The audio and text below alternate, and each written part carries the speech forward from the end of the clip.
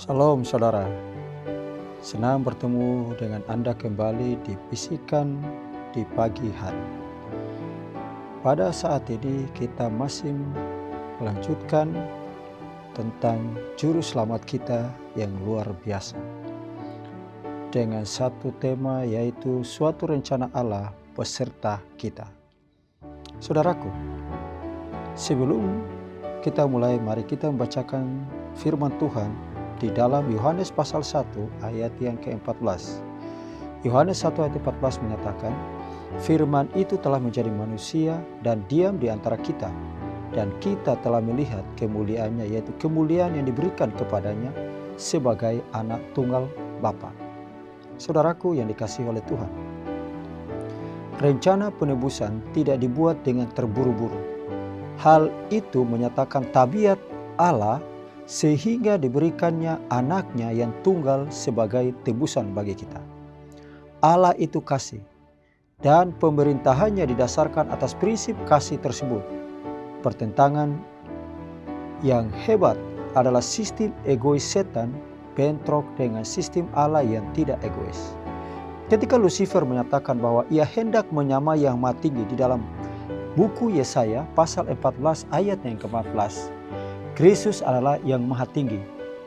Ia di dalam Filipi 2 ayat 6 dan 7 dikatakan, yang walaupun dalam rupa Allah tidak menganggap kesetaraan dengan Allah itu sebagai milik yang harus dipertahankan, melainkan telah mengosongkan dirinya sendiri dan mengambil rupa seorang hamba dan menjadi sama dengan manusia. Saudaraku, Kristus bukan saja merendahkan dirinya menjadi serupa dengan manusia, tetapi dalam keadaannya sebagai manusia, ia telah merendahkan dirinya dan taat sampai mati, bahkan sampai mati di kayu salib. Saudara boleh baca itu di dalam ayat yang ke-8 dalam buku Filipi pasal yang kedua. Dari masa kekekalan, Kristus, Tuhan Yesus kita, telah menjadi satu dengan Bapa. Dia adalah citra Allah, citra keagungannya dan kebesarannya, pancaran kemuliaannya. Dia mengambil sifat manusia lalu dipadukan serta dibungkus dengan citra keilahiannya. Sekiranya Kristus datang dalam kemuliaan dan kemegahannya di sorga, maka manusia tidak akan sanggup menahan cahaya terang wajahnya. Kristus tidak berhenti menjadi Allah ketika dia menjelma menjadi manusia. Kedua sifat itu dipadukan dan tidak dapat dipisahkan. Akan tetapi masing-masing mempunyai perbedaan. Rahasia ini mengantarkan kita. Namun kebesaran penjelmaan itu tidak berakhir di situ. Firman itu telah bersama-sama dengan Allah dari zaman kekekalan. Namun Dia telah memilih untuk menjadi daging agar Dia dapat menebus kita dari dosa. Kita selamanya dan secara unik dihubungkan dengan Bapa. Melalui anaknya, sekali lagi kita menjadi anggota-anggota keluarga Allah.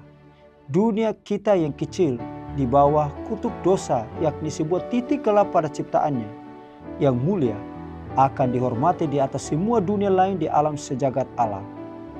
Di sini, di mana anak Allah berkemah dengan manusia, di mana Raja kemuliaannya telah tinggal dan menderita dan mati.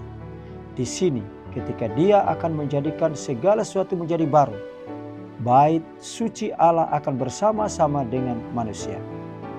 Betapa senang aku kabarkan, hai tebusan darah Yesus, rahmat Allah yang penuh kasih, jadikan aku miliknya.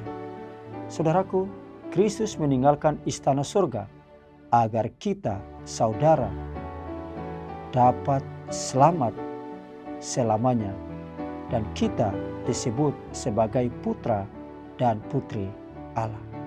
Tuhan memberkati